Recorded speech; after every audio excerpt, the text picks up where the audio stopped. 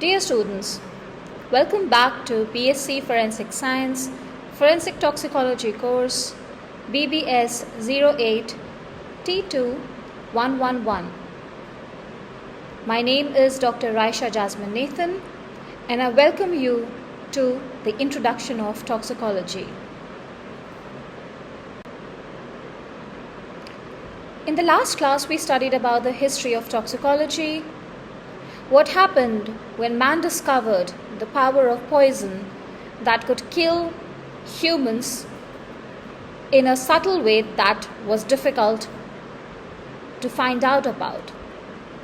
In ancient Rome, we studied about Persian queen Parysatis, Locusta of Gaul, and other people who were infamously using poison to kill humans. We studied about the medieval period and the period of arsenic poisoning. We studied about Paracelsus, also called the father of toxicology, who gave the famous statement, "Dose determines the poison." We also looked at the contributions of James Marsh and Matthew Orfila, who is now called the father of modern toxicology, and how they brought an end to the age of arsenic poison. In today's class, we will be studying about the basic concepts that are used in toxicology and are the building blocks of the science. We will also look at the major routes of exposure of these toxins that produce adverse effects in humans.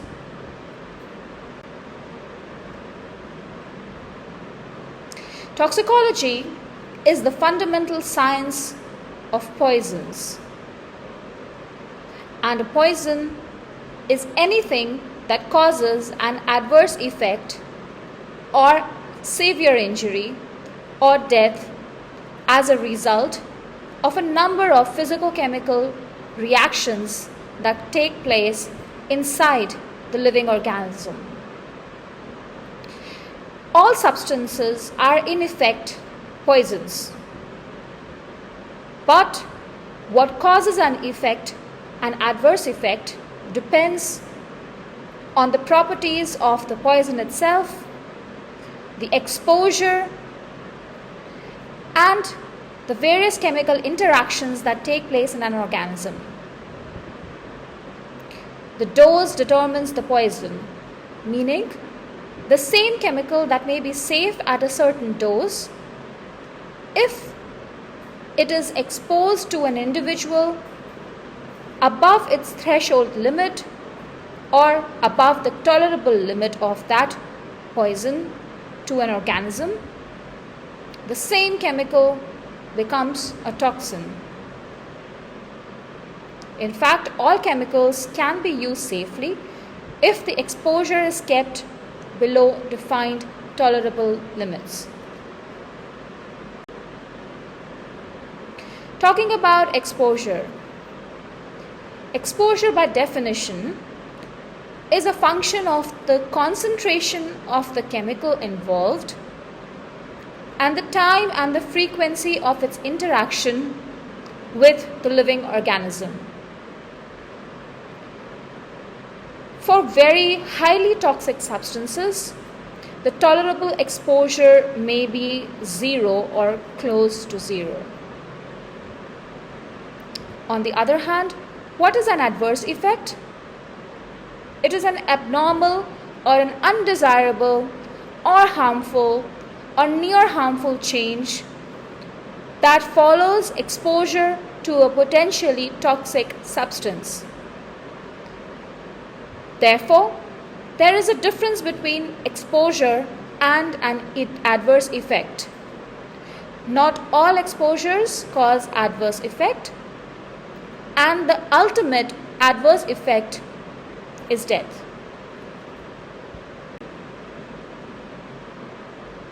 Talking about exposure, an effect may be considered harmful, or an exposure is said to produce an adverse effect if it causes one or more of the following. Number 1, functional or anatomical damage. Number 2, irreversible change in homeostasis. Number 3, increased susceptibility to other chemical or biological stress, including infectious disease. Other than these, there are certain less severe adverse effects that also follow or may follow exposure. These include altered food consumption, a change in body and organ weights, a visible pathological change or changes, and altered enzyme levels. Now, what are the major routes of exposure? Rather, let's first talk about the pathways of exposure. How does exposure occur?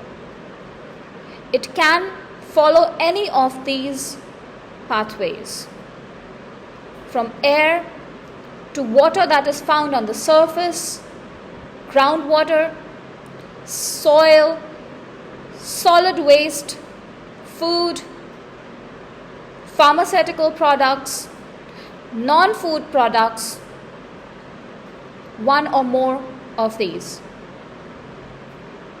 Talking about the routes of exposure, in humans, toxins may enter the body via any one or more of the following routes: ingestion,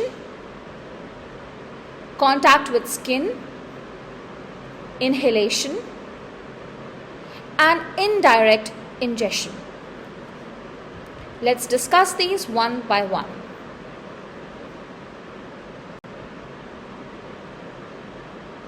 Ingestion is through food or water. When we eat food, it goes from the mouth to the esophagus, to the stomach, small intestine and large intestine, and eventually elimination from the body happens through defecation.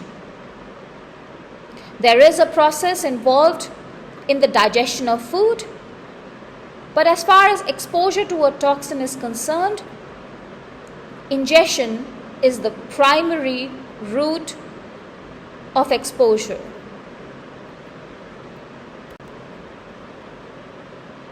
The second category is skin absorption or dermal absorption. Now, chemicals that are absorbed through skin include aniline, hydrogen cyanide, steroid hormones, mercury compounds, some pesticides, especially organophosphate compounds, nitrobenzene, phenol, etc. Some of these may be toxic to the level of lethality. Others may act locally and injure the skin and surrounding tissues.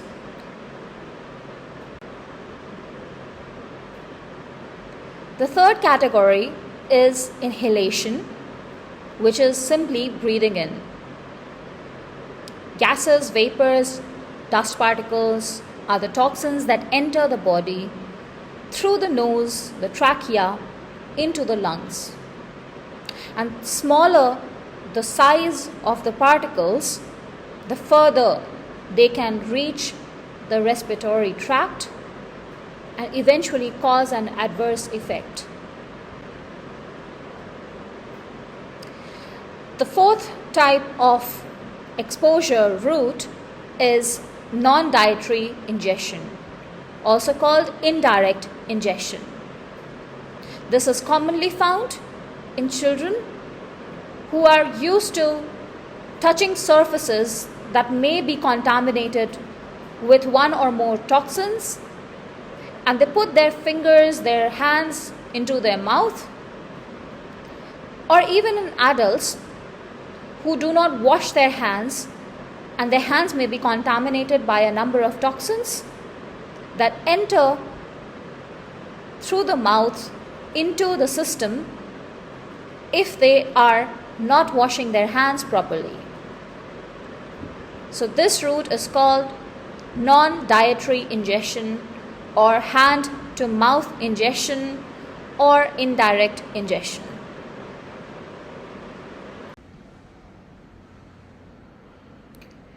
Now, talking about exposure, there's a certain term called LD50 or lethal dose 50 that is used to define the dose that is required to produce a severe adverse effect leading to death in an individual. How much of a chemical or a toxin is required to cause death in 50% of a given population of organisms by a single dose of that chemical is the LD50 value or lethal dose 50 value of that toxin. When LD50 values are determined for a particular toxin, studies are performed on animals and extrapolation of the results is done so that the same values can be used for humans after extrapolation. LD50 values are also determined from observations in cases of human deaths by accidents or suicides. Now, LD50 value are extremely important for determining the level of toxicity that can be caused by exposure to a toxin. And this value is calculated by keeping two things in mind. The first is the type of organism or the species of organism that we are calculating the LD50 value for. Now, if you see this table on the left side, LD50 values are given for pig, dog, mouse, rat, pigeon, and rabbit. Now, in all these animals, oral LD50 values are given for the same chemical called dichlorvos, which is an insecticide. As we can see, the oral LD50 value for a pig is 157 milligrams per kg. This means that per kg of body weight of a pig, 157 milligrams of this insecticide will cause death in 50% of pig population. On the other hand, for a rabbit, only 10 milligrams of this insecticide is required per kg of body weight. This information is extremely important because such values are specific to the kind of organism that is under consideration. So, LD50 value for dichlorvos will not be the same for humans as it is for a mouse, a rat, pigeon, or any other organism.